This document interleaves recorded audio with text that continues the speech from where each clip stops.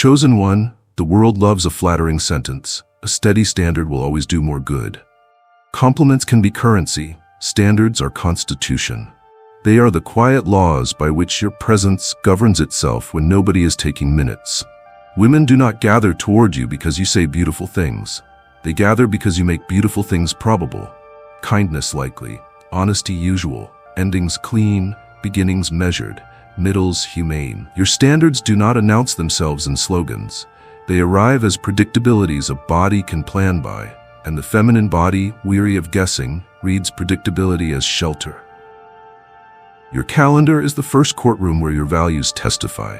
You do not book beyond your ability to be kind. You decline engagements that would spend your clarity, even if they would purchase you applause. You keep a margin that allows you to be generous without needing to perform martyrdom to prove you care. When you say yes, time agrees. When you say no, dignity agrees. The music of that agreement is audible to anyone who has known a man whose schedule was a trap he asked other people to spring him from. Standards are freedom, not fence. Your speech follows suit. You practice accuracy at a temperature a human heart can hold. You do not use honesty as a hammer, nor kindness as camouflage for avoidance. You keep confidences because you do not convert intimacy into content.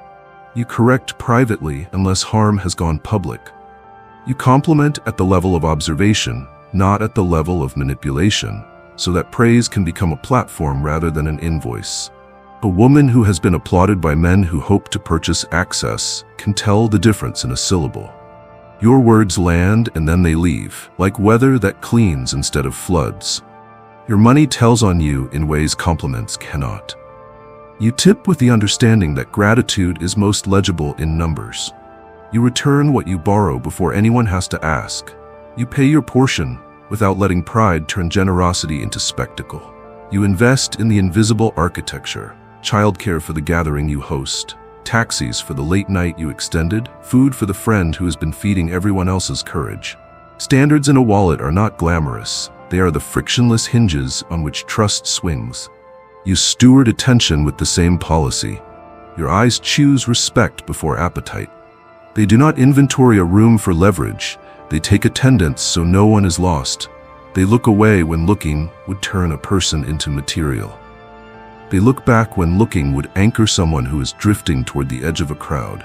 This does not make you ascetic. It makes you exact. It teaches the people around you that admiration can be nutritious.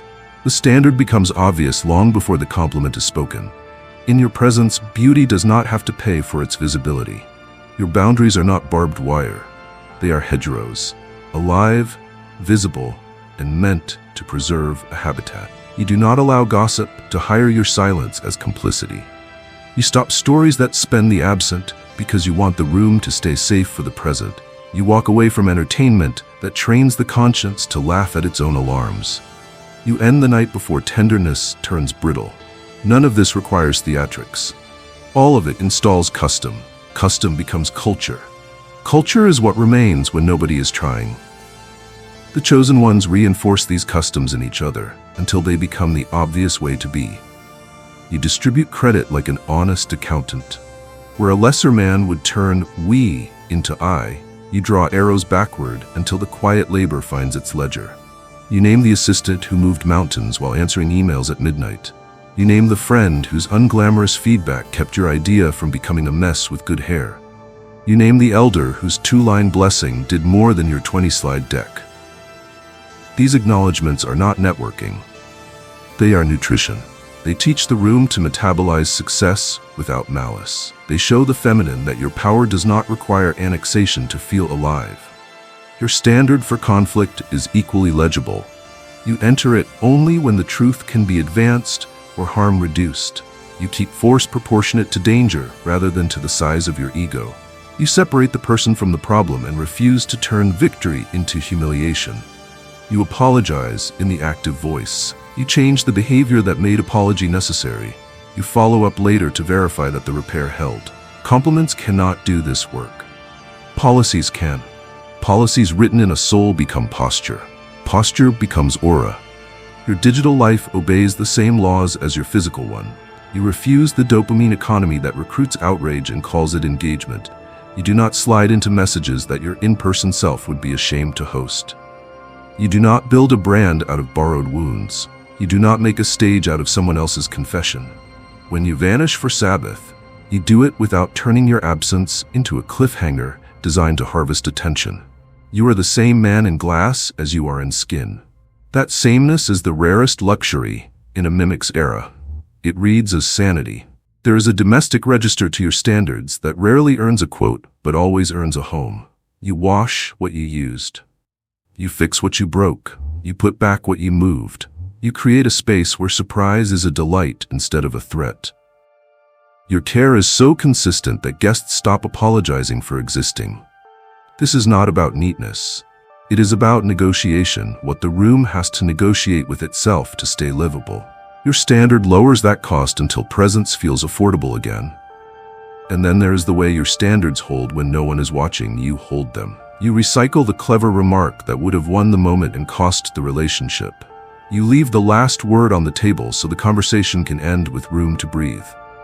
You choose the route that takes 5 minutes longer because it also takes 5 degrees of impatience off your voice. The feminine reads these invisible edits as fluently as she reads tone.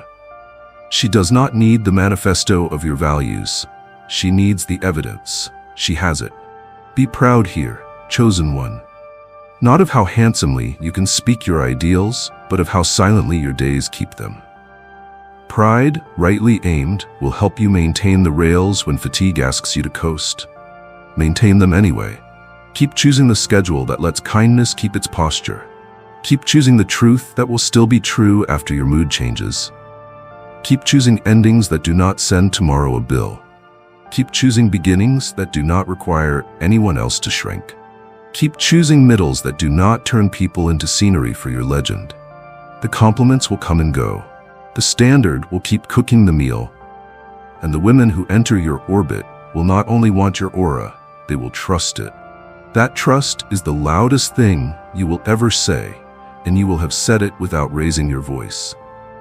Chosen one, there is a particular quiet that does not mute a room, it tunes it. It does not arrive as a command, it arrives as a temperature the body trusts.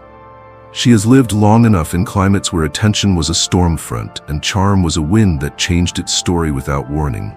Her guard learned meteorology out of necessity, scanning every horizon for trouble, disguised as weather. Then you enter, and the air stops negotiating with itself. The ceiling lowers to a human height.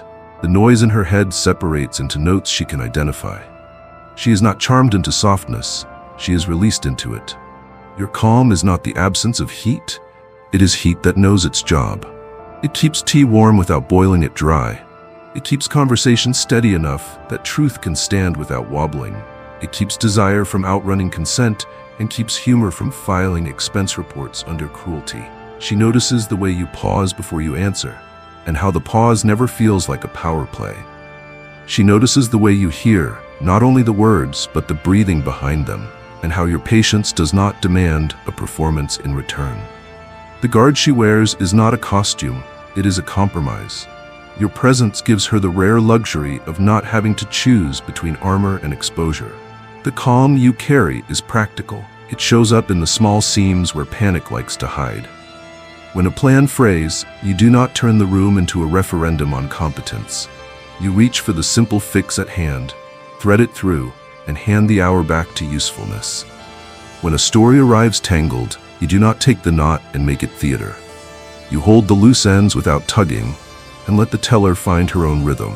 When silence sits down, you do not shove it off the couch. You make space for it, the way hosts make space for an elder who speaks rarely and always meaningfully. What you call ordinary manners, her nervous system calls sanctuary.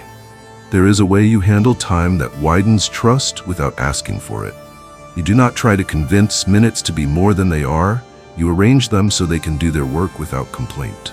She sees this in how you greet beginnings with a modest appetite and how you end before kindness runs out of breath. She sees it in the way you arrive with attention you can afford and leave without taking credit that does not belong to you. The calm that breaks her guard is not mystical. It is the ethical treatment of hours.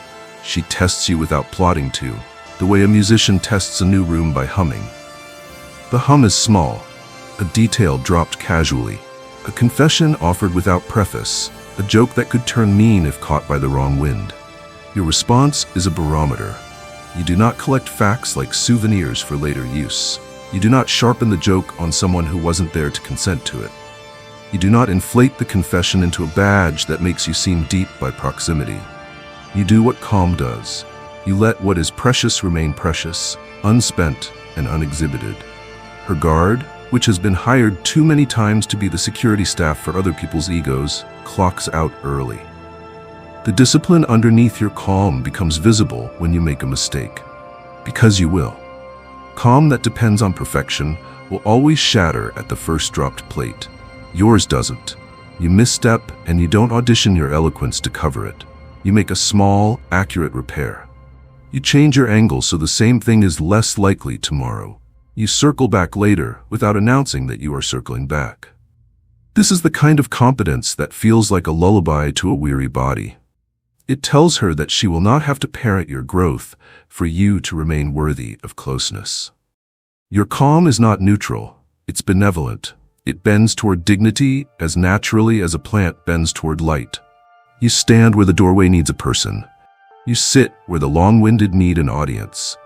You shift the topic a degree when someone is about to spend what they cannot afford. You do not become the room's policeman, but you are unmistakably the room's keeper.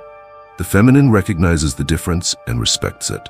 She has met plenty of men eager to enforce rules that protect their comfort.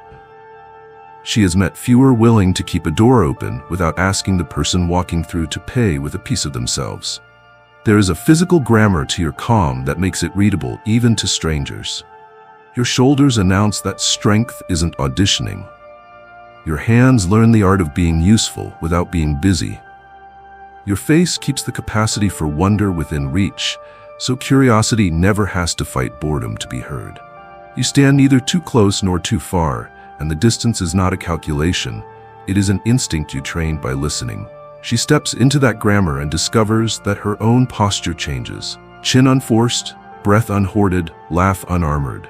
Sometimes calm is most evident in the way you handle joy. You do not press celebration for content. You let it swell to the size of the room, and then you let it rest without a sequel. Afterwards, you gather what was used, you settle what was unsettled, and you do these things without converting practicality into heroism. She wakes the next day and finds that delight left no invoice. The guard, accustomed to collecting interest on last night's balance, has nothing to do. It turns out another kind of strength exists, the strength that makes happiness sustainable. Your calm even leaves room for mystery without turning it into manipulation. When you do not speak, it is because the moment is telling its own truth better than you could. When you do, your words are paced to the slowest heart in the room. She is not invited into a guessing game with rules that change to keep you in charge. She is invited into a conversation where time is allowed to be wise. In such a setting, secrets do not have to dress up as intimacy, and intimacy does not have to apologize for being straightforward. Be proud of this whether you keep, chosen one. It was not born yesterday. It is the dividend of a long apprenticeship to steadiness, to rhythm, to a kind of courage that fits in the hand and wears well. The chosen ones recognize each other by it across crowded rooms without exchanging a word. Keep it humble, keep it hydrated, keep it honest. Your calm is not a trick to lower anyone's guard. It is the promise that when guards lower, goodness will not take advantage. Chosen one, there is a rare imprint that does not wait for the door to close to begin its work. It begins while you are still present, in the way the room unconsciously practices how it will function without you. You are not subtracting yourself for effect. You are installing what will remain. Lights are turned off because it occurs to someone that stewardship matters. Voices land softer because the last hour invited precision. People find the exit without feeling dismissed because endings have been modeled as a kindness rather than as a cliff. This is how your absence starts being missed early, not as a hunger for spectacle, but as a gratitude for order. The echo of you is logistical. It looks like a table wiped before the story ends, so no one has to rush a goodbye to clean a surface. It looks like names remembered correctly, so relationships can continue without the friction of being reintroduced to dignity. It looks like notes sent before sleep, so minds can rest instead of rehearse unasked for conclusions. You call these courtesies. They amount to architecture. After you go, chairs still point toward conversation instead of toward competition. The smallest tasks have already been completed by the version of you who thinks about the version of them who will enter next. There is a civic layer to the trace you leave. The barista you thanked with specificity uses your tone on the next difficult morning. The team that watched you redirect credit finds itself allergic to theft. The neighbor who borrowed your tool and returned it a little better remembers the pattern when she borrows from someone else. We talk about network effects in other domains. This is the network effect of decency. You did not require anyone to adopt your standard. You simply lived it without ceremony, and in doing so, made it contagious. Your absence is missed because your presence insisted on completions. You do not abandon loops. You sign off in conversations that deserve a full period instead of a trailing ellipsis. You make decisions small enough to be executed by human beings who must sleep. You withdraw while kindness still has energy, so affection doesn't have to spend tomorrow recovering from today's excess. When you leave, the room doesn't wonder whether it was used to make you feel large. It knows it was trusted to be itself, and is therefore more itself than when you arrived. Missing you becomes a verb that feels like gratitude. The trace is also emotional, and it has integrity. You never mortgage someone's peace for the sake of appearing passionate in the moment. You never pinch someone's story into a shape that points back to you. You do not build suspense with silence. You do not intend to honor. The aftermath of such restraint is a peculiar lightness. She notices the space where anxiety does not assemble its scaffolding and realizes she has been given back an hour she would have spent decoding. Your absence is missed because it leaves behind time instead of taking it. You rehearse leaving well the way other people rehearse entrances. You glance once more at the tasks others might inherit from you, and you make them inheritable. You label what needs a label. You delete what should not be someone else's chore.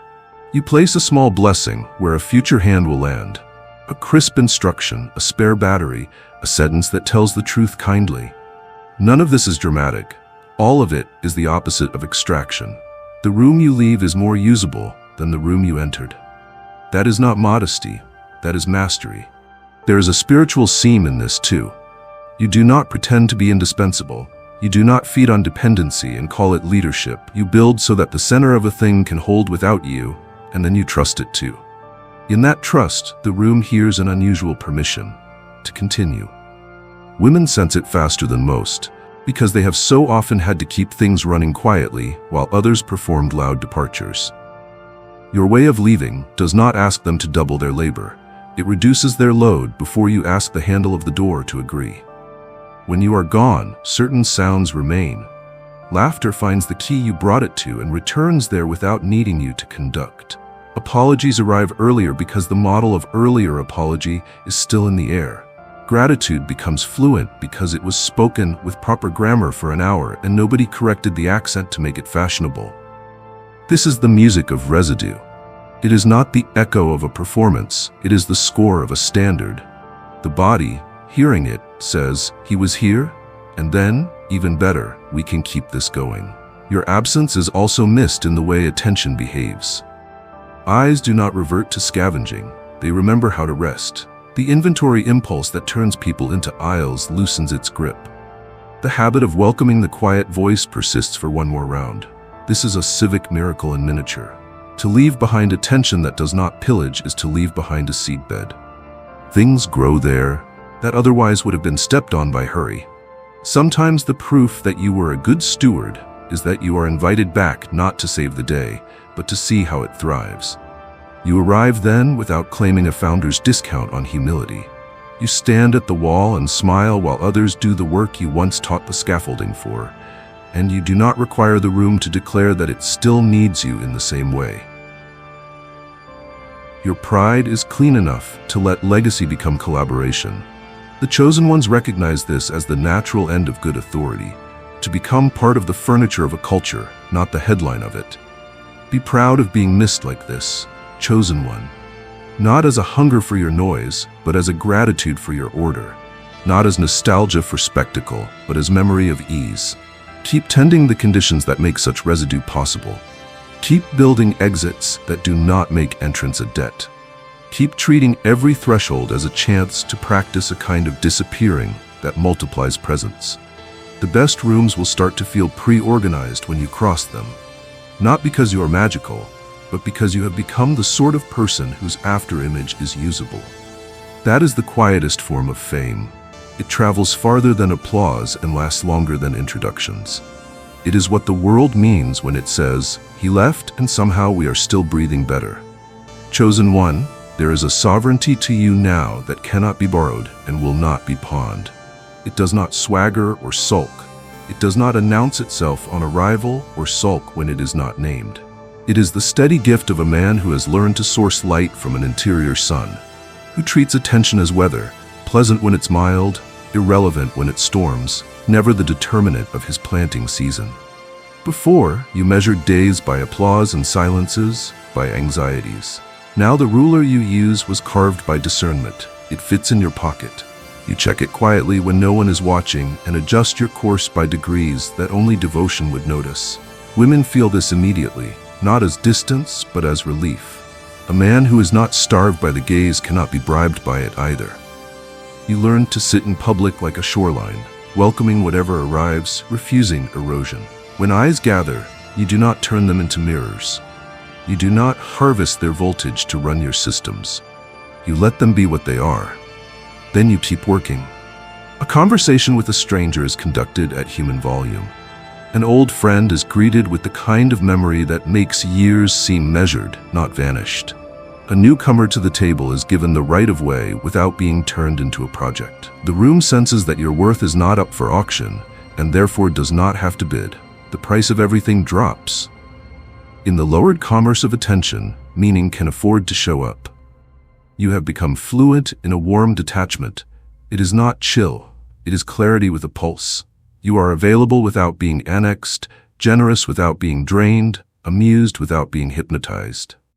When praise pours, you do not drown in it. You decant it, share it down the line, and keep only enough to rinse the dust from weary hours. When criticism arrives, you check it for truth like a craftsman checks a level. If it's true, you rebuild.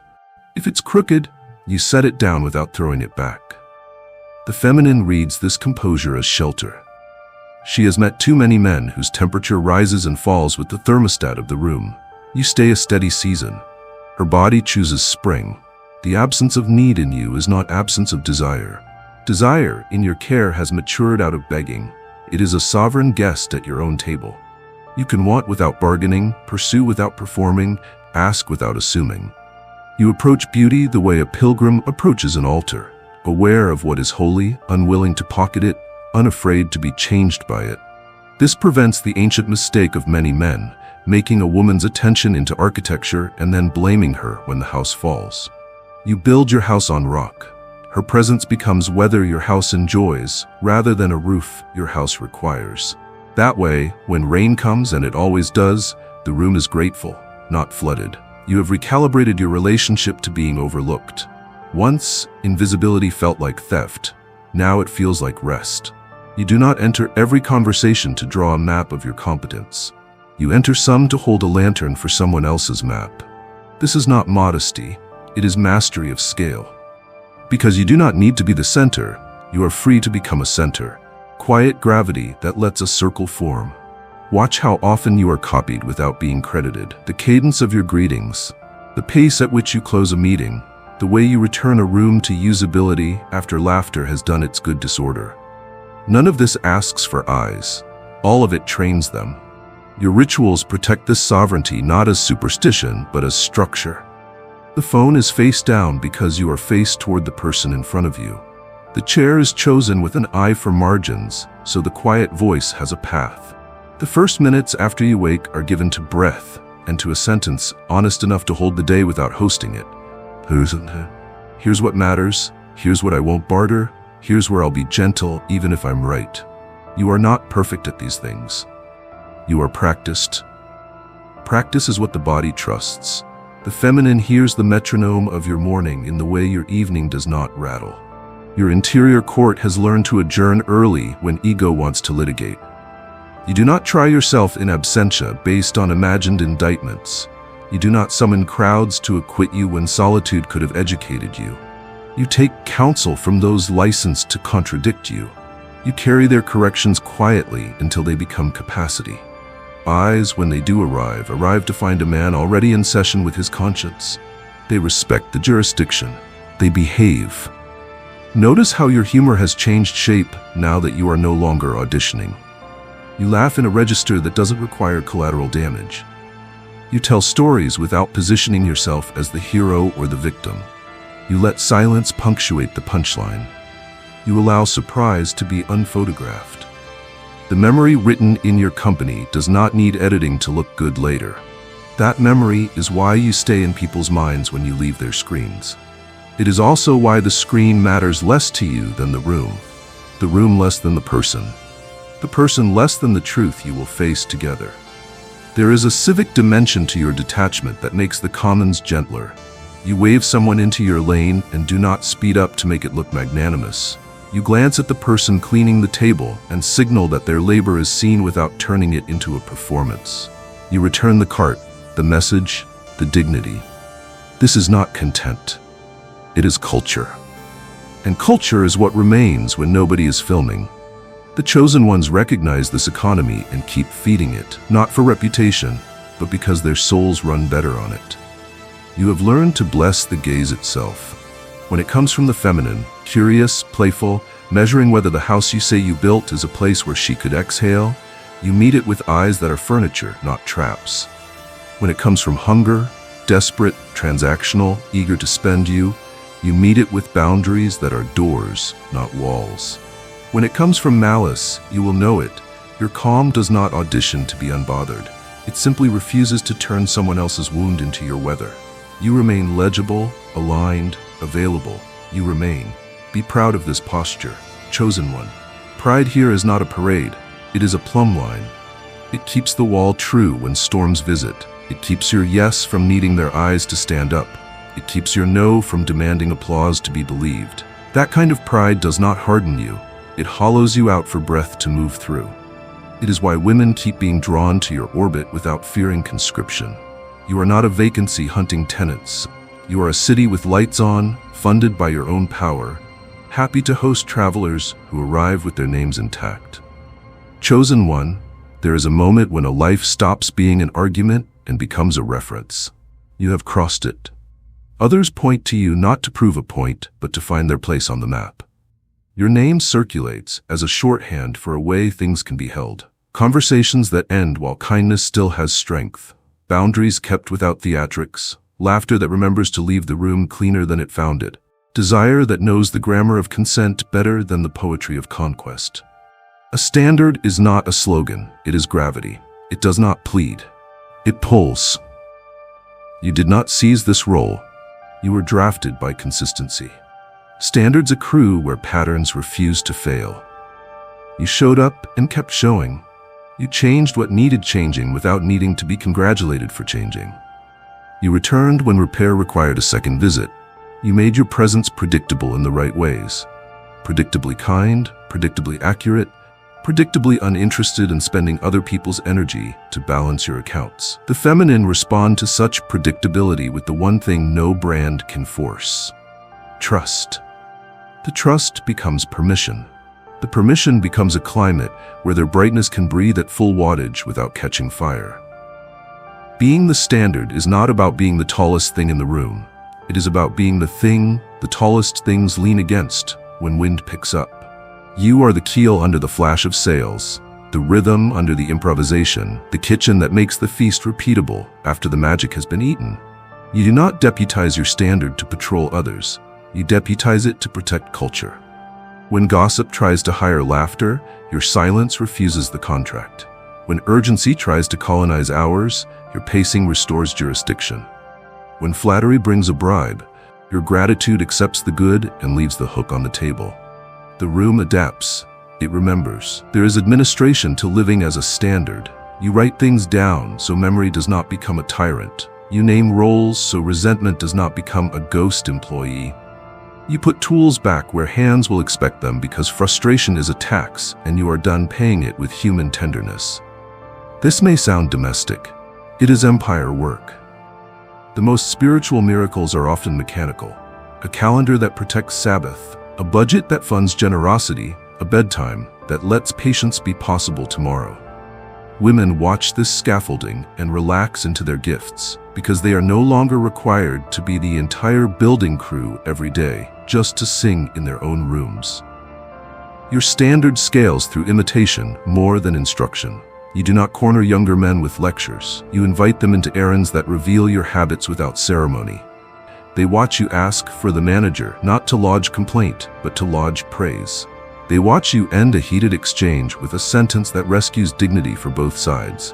They watch you carry chairs at the end without making a holiness of the act. You hand them the tool and let them feel its weight.